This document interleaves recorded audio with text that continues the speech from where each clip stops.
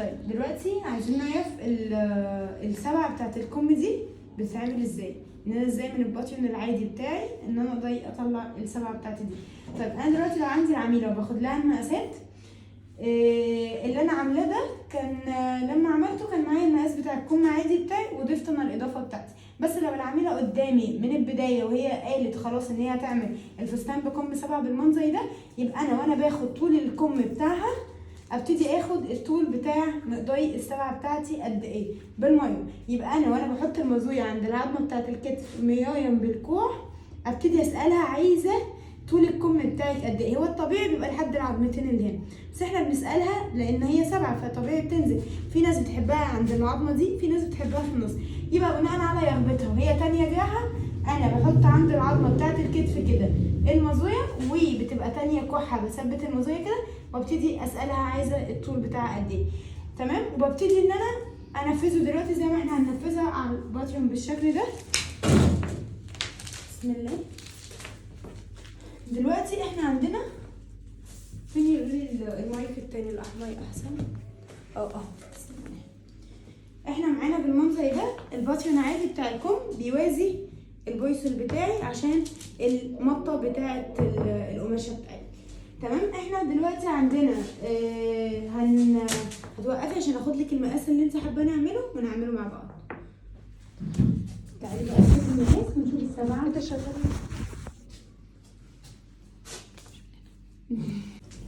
دلوقتي هنعمل ايه؟ اخدنا المقاس بتاعها فطلع بالسبعه 66 طول الكم بالسبعه. وهقول لكم ربنا يذكرني لو احنا عايزين نسينا ناخد للعميله المقدار ده او فجاه العميله غيرت رايها بدل ما هتعمل اسويه زي اللي انا عاملاها في البلاوز كده، لا هي قررت تعملها 7. يبقى احنا بنحط نسبه قد ايه؟ هي دلوقتي عندنا 66 سم ده الطول بتاع ايه؟ طول الكم بتاعها. طيب بنيجي من فوق كده من عند راس الكم بتاعنا من فوق اهو، بعيد عن مسافات الخياطه. دول مسافات الخياطه 2 سم اوريدي هيتخيطوا خلاص هيبقى صافي معانا. عايزين ال 66 بعد الخياطه اهي. احنا اولا الخط بتاع طول الكم بنمده لتحت كده، بنشوف بقى هو هيبقى ممدود لحد كام سنتي. 66 هنحط مثلا 1 سنتي مسافات خياطه يبقى 67. هما الافضل انه ما يبقاش فيه مسافات لانه اوريدي اصلا نازل طويل بجوز كده، بس حطينا 1 سنتي من عندنا. تمام. وبنعمل ايه؟ نيجي عادي كده بنوصل دي بالنقطه دي بالشكل ده من الجنب ده، والناحيه التانية اللي هي النهايه بتاعتنا هنا اهي بالشكل ده. بس بعد كده لما نقص ونقفل، وبيتعمل لها طبعا بطانه لان هي مش بتبقى متنيه، لا هي بتبقى متبطنه عشان تبقى من جوه ومن بره نضيفه معانا. طيب هنشوف برضو البطانه بتاعتها بتتقص قد ايه وبتتعمل ازاي.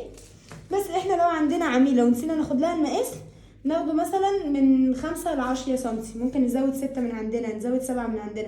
هو الاساسي بتاع ايهام كان 60 طول الكم، هي حابه رغبتها لحد العظمه دي ادانا 66.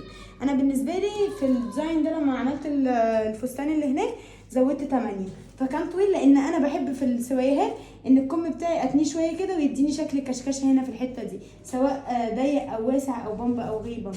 تمام. فمن 5 ل 10 العبي بقى في 6 7 8 زي ما انت ايه حابه. طيب البامب بتاعنا او البومبي او النفخه بتاعت الكم بتاعتنا من فوق بتتعمل برضه ازاي؟ طيب انا دلوقتي هحط قلت لك هحط قدام امي واقع ايهام طالبه الشطويه انت قدها وتعالي اشرحيها. انا مش هننفذ بقى كله، احنا بننفذ التيكات يعني دي ما كنتش انت واخداها. لا هتشرحي في الفيديو يا روحي عشان اشتري فايق. اوكي تمام. لو انا عايزه نفخه بس هشوف انا عايزه النفخه بتاعتي دي تبقى قد ايه. تمام. اللي هو الطول قصدي. تمام. بشوف الطول قد ايه، مثلا عايزه الطول 5 سم. تمام. 5 هنا و5 نايمه هنا يبقى 10. تمام. هرفع الخط بتاعي 10. تمام. فانا بقى مش عارفه ده مثلا انا كنت عاملاه كامل بالنفخه بكل حاجه، كنت عاملاه يعني 15 كنت طالعه بيه 15 يعني كنت عايزاه صافي 7 ف7 و7 يعني 14 رحت حطيت 15. تمام. طب انا مش عارفه مش اعملي نفس النظام اعملي نفس النظام. اوكي يعني ما قسمناش على مهلك. يعني هطلع بال 15 ده كله كده. اه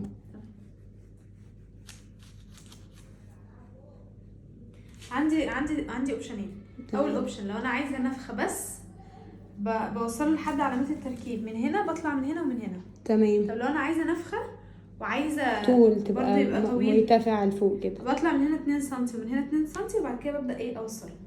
تمام، يعني بنمشي كده بالظبط. ونبتدي بقى مش عند علامة التركيب نتخن، لا نبتدي من هنا، نبتدي ننفخ الدنيا. احنا هنعمله بين البنين، يعني هننفخ ومش هننفخ. ماشي، تعالي بقى امسكي انت كده شطويه خالص بجد، ما شاء الله ما شاء الله. طيب احنا هنعمل ايه؟ قلنا هننفخ، والمقاس مش عايزين برضه نلعب فيه قوي، فعادي هنمشي عادي مع ده كده.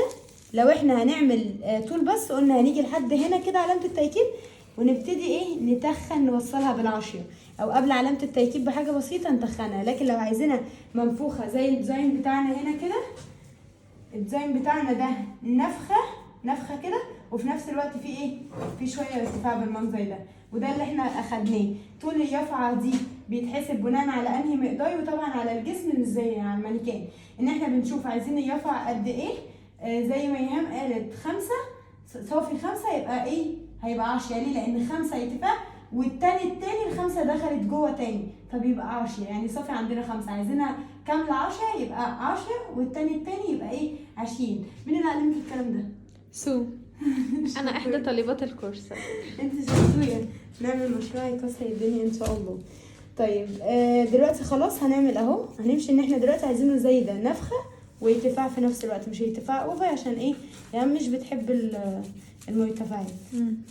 اهو نبتدي، يبقى ممكن نقلل من 15 كمان شويه عشان ربنا ييسرلك وتلبسيه. اهو قبل علامه التركيب. وانا بفضل موضوع النفخه اكتر من الارتفاع بصراحه، فبدمج الاتنين مع بعض. اهو في ناس بتقوم قايله لك حطي ال5 صوابع بتوعك، يعني حطي كف الايد هنا كده واعملي ال5 صوابع بتوعك كده، وابتدي اعملي دايره حواليها ونزليها على ما فيش زي ما تعملي. المهم ان احنا خط طول الكم بنطلع الارتفاع اللي احنا عايزينه، ونوصل من هنا لهنا من عند علامات التركيب وننزل. طب واحده هتقولي مثلا طب انا يا سلوى ما عنديش اصلا علامه تركيب في الكم بتاعي، او اللي اخدت معاها الكويس ما قالتليش، او انا برسمه غير علامات تركيب. تيجي من عند راس الكم تنزلي حوالي 9 سم وتعملي علامتين عند الامام، الجزء بتاع الامام، والخلف تنزلي 9 سم وتعملي علامه واحده. مش هتفرق، ممكن تعملي علامه وعلامه، لان كده انت مش محتاجه العلامات دي طالما انت اصلا ما خدتهاش في الكويس. فاعملي عشان تعرفي بس ان ده المقدار اللي انت هتبتدي من عنده تنفخي النفخه بتاعتك او تطلعي الطول بتاعك. تمام، يبقى كده عملنا النفخه وعملنا السبعه بتاعتنا الصغنونه دي. بس نشوف بقى ساعه التنفيذ والبتاع. دلوقتي احنا خلاص قصينا الكم بالشكل ده، وعملنا اللي هي فويد هنا في القطعه بتاعتنا من فوق من راس الكم. وده كان عشان نعرف ان الحته اللي عملنا فيها القطعه دي ان دي اللي هي السنتر بتاعنا بتاع خط الكتف هنا. تمام، عشان ما نيجي نكشكش يمين وشمال والحته دي تثبت على راس الكم عندنا من فوق. طيب عملنا السبعه بتاعتنا، عايزين بقى نعمل السبعه دي بطانه، لان هي بتبقى بالمنظر كده ده. وفي ناس يا دوب بتعمل اوفر وتتني تانية، او ناس تانية بتعمل تانية في التانية كده وتنضفها بالشكل ده يمين والشكل ده شمال.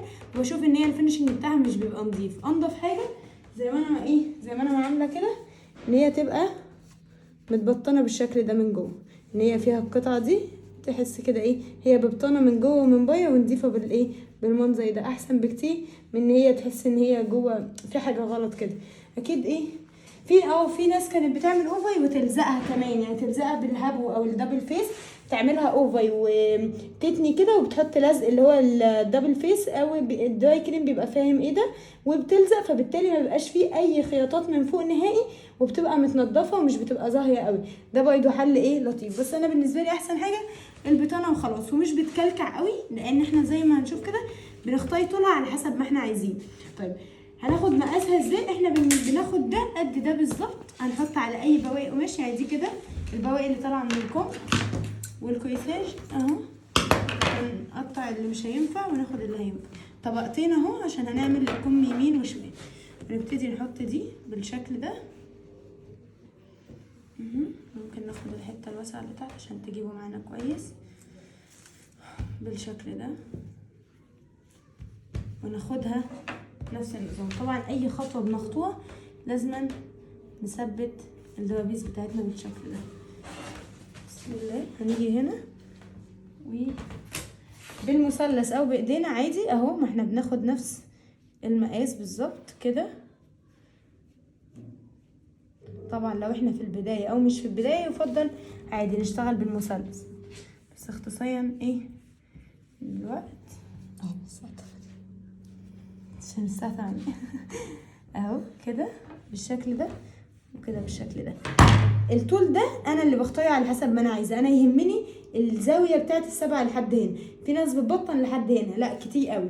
في ناس لحد هنا كتير قوي. انا ولا ببطن لحد هنا ولا ببطن لحد هنا، انا كسلة باخدها بصراحه النص ما بينهم. طيب قد ايه؟ يعني مثلا المقدار اللي انا اخدته ده من هنا كده اهو، طلعت حوالي 10، والناحيه التانية نفس ال10 اهي، بس عشان يبقى البطانه يمين قد ايه؟ قد الطول شمال اهي، بس كده. وعملت العلامه دي الخط ده والخط ده عشان اشيل الدبوس بتاعي اللي في النص كده بالمنظر ده. بسم الله اهو ماشي كده. طيب اهو بالشكل ده بنوصل النقطتين ببعض بالمنظر ده. بعد كده مش متعودة على المقص بتاعي بس لذيذ. احنا نسينا نثبت، وهي النتيجة ان هي كانت ايه تقع وهيتحيقوا عن بعض، واحدة هتيجي الرأس بتاعها اقوى من التانية.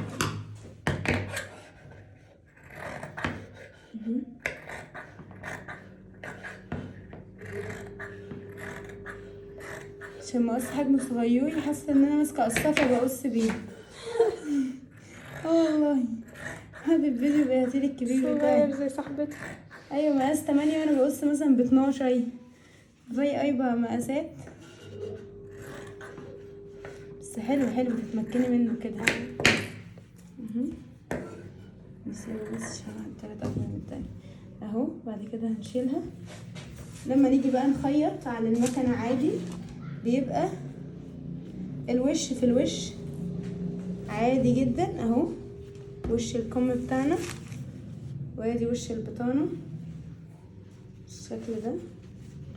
بنثبتهم في بعض كده من فوق، يعني عشان ايه منقعدش ناخد ايه في الوقت. ولو في اي فيء مثلا في المقاس او حاجة عادي ممكن نظبطهم على بعض بالظبط، مش اي مشكلة. نفس النظام الناحية التانية، وبنعمل ايه عادي بنمشي خط خياطة على 1 سنتي يمين 1 سنتي شمال، وبعد كده نقوم قلبينه فيتقلب معانا، يبقى الكم متنضف كده بالمنظر ده بنضافه. والدراي كلين تكويهولك، واي حاجه من غير مكوى بتبقى مش نظيفه، ما بتبانش الفينش النهائي بتاعها ابدا بدون مكوى. بس وبكده هنبقى ان شاء الله قدرنا نعمل الكم السكري ده. بحبك في الله.